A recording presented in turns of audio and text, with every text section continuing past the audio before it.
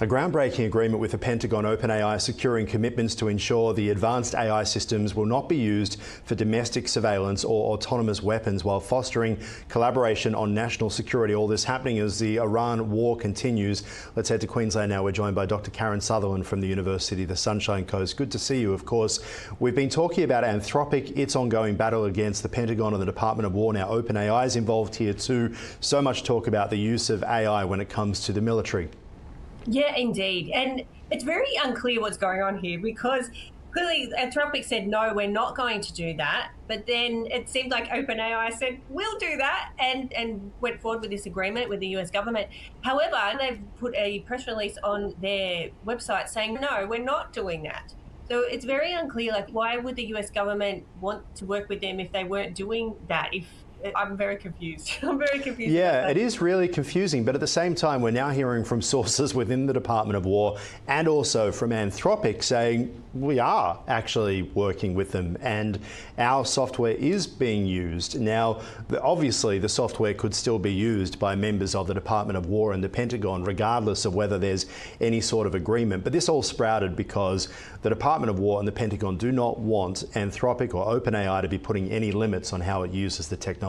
Yes, that is correct. But it seems that OpenAI has done that as well. So why are the US government still working with them? That's really my question. OpenAI said that they have stronger guardrails in place because it said that their technology is cloud only and it keeps their safety stack active, and they've also keeps cleared personnel involved with the process of working with the government.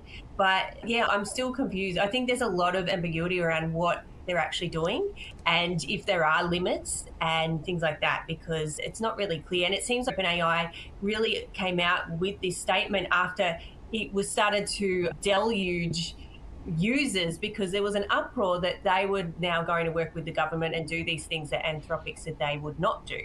So I'm wondering if it's just to appease and stop losing users. That's a really interesting point. This is now a PR war, right? And similar to Apple's ongoing battle against governments around the world, the big brother governments out there that want access to all of Apple's secret messages that we all send each other. And Apple has said, no, privacy comes first. And they literally fight against a lot of these governments. I'm not sure if they always win, but they at least try and fight. And that has become somewhat of a badge of honor for Apple. I wonder whether that's now happening in the AI space, where they know that no doubt there's a lot of computer engineers who are working for them who don't like the idea of war, who don't want to be involved in this as well. They'll be battling internally, I would imagine. But this is about telling users that our software isn't being used for the wrong reasons. Is that correct?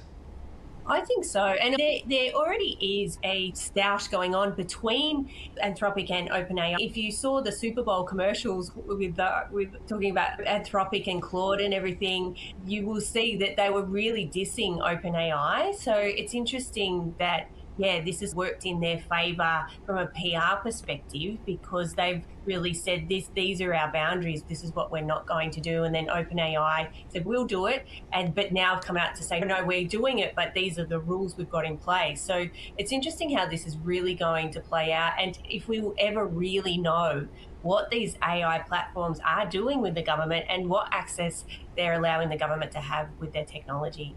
Yeah, and also there's so many guardrails, right? Like, it's becoming for OpenAI, they're under a lot of criticism, and everyone is watching because they're the new technology on the beat. They're the biggest first to market. Anthropic there as well. There was a story about Kyle and Jackie O, the radio duo in Australia, splitting. I put a picture into ChatGPT yesterday and said, could you change this image so that it looks like there's a split in the middle? And it said, no, I cannot do that. And the frustration I had is, hang on, I can do that in Canva, exactly, but OpenAI won't. And you wonder whether they're now in a situation where they're just being so drastically careful because they're under the microscope. Maybe, but they also need a lot of money, because this is why they've decided to start advertising to free users of the platform and lower tiered users of the platform when they open this new lower tier of subscription, because they're giving a lot of their technology away for free, and there are way more free users than there are paying subscribers. So I'm wondering if maybe they might be swayed by the government if the price they're offering to use their technology in the ways that they want to is high enough. Yeah, it's interesting, isn't it? That old question about selling your soul for money. Let's talk another topic now, because Trend AI's latest research reveals cyber criminals in Australia can now exploit public LinkedIn activity for phishing attacks in under 30 minutes. Now, that's using AI tools to create detailed profiles and targeted lures based solely on publicly available information. Dr. Karen Sutherland, talk to us about how has AI impacted the speed of reconnaissance for cyber criminals using LinkedIn?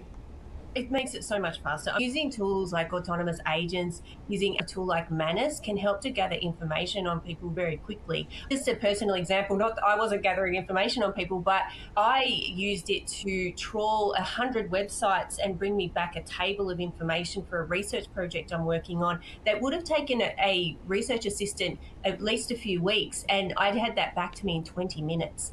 It's really sped up the research and the gathering of content online to make it so much faster, and it can go really all over the internet, which means that you can have a really well detailed, comprehensive profile on someone that these rogue actors are using it to identify, I guess, areas where they could target and would seem like legitimate email requests and legitimate requests and things like that can really sting people. So they might click on that link or answer or respond in a way that they don't want to. Recently, a local council ended up giving these rogue actors like $2 million from their budget because they were tricked into believing it was actually someone from the council when it was not. They've had to really tighten up their security measures. So it's getting harder for us to determine what's real and what's not. And it's getting much easier for bad actors to gather this information and target us with it. Yeah, it's fascinating to watch, isn't it? And we put so much data on LinkedIn, obviously, which then gives away if anyone wants to be able to target us. We're also being warned now throughout everything happening in Iran there that we can expect more of these cyber attacks from the Iranians hitting us as well. Talk to us about that publicly available LinkedIn data, how it can actually be used for phishing attacks. Go into a bit more detail there. Basically, what it can do is that they then learn about who you're connected with on your team, who might even be asking you for a legitimate request, and then they try and actually replicate or pose as that person. I found myself involved in a phishing scam, and I'm usually really good with this stuff, and it was because someone had actually hacked into someone's legitimate account and posed as them and then sent me a dodgy link, and it really ruined my computer, I can tell you. So wow. You've got to be so careful, because not only are they recreating profiles, they're hacking into people's profiles, and they're also almost like creating a dossier of information so that they can think about what would look the most legitimate requests that they could use to send to you to get you to click on that link or whatever the scam may be. Yeah, it's fascinating, isn't it? I think about the people who send me things. I wouldn't trust anything, even if they do mean well. Now, I suppose the challenge is that it really brings a question of trust into all of this as well. We lose trust in our friends sending us things. We lose trust in the platforms as well. And these platforms, they're always on the back foot because the cyber criminals have money as a reason to try and always be 10 steps ahead. Absolutely, and they're getting so much better now at, even with email addresses, is making it look like it is from that person as well. And we've seen this in bank scams and things like that. So the best thing you can do is actually ring that person. If you already have their phone number, call them. Don't call the number in the email. Call the person and double check, because really that's one of the best ways to do it. But people have been scammed with like even Zoom meetings where they thought they were in there with someone, but it was a deep fake of someone. So it's getting really scary really quickly. All right, we'll leave it there for now. And Dr. Karen Sutherland, appreciate your insights as always. Thank you.